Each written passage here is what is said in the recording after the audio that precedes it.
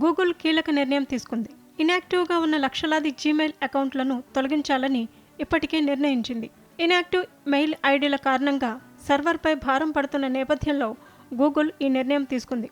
అయితే దీనికి గాను సెప్టెంబర్ 20 వరకు గడువు ఇచ్చింది. ఈలోగా అవసరం ఉన్న మెయిల్ ఐడీలను యూజర్లు యాక్టివేట్ చేసుకోవాలని, లేకపోతే డిలీట్ చేయనున్నట్టు వెల్లడించింది.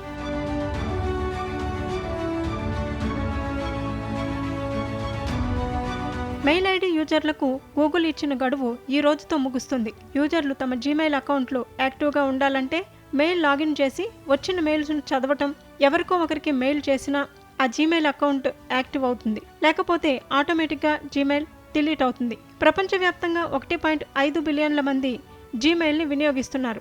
పెరుగుతున్న స్మార్ట్ ఫోన్ల వినియోగం నేపథ్యంలో జీమెయిల్ అకౌంట్ కూడా తప్పనిసరిగా మారింది. విద్యార్థులు మొదలుకొని సంస్థలు, వ్యాపారవేత్తలు తప్పనిసరిగా జీమెయిల్ అకౌంట్లను వినియోగిస్తున్నారు.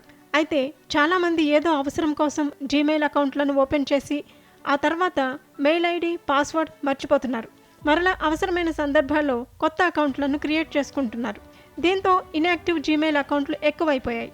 ఈ కారణంగా గూగుల్ ఇన్యాక్టివ్ అకౌంట్లను తొలగించాలని నిర్ణయం తీసుకుంది.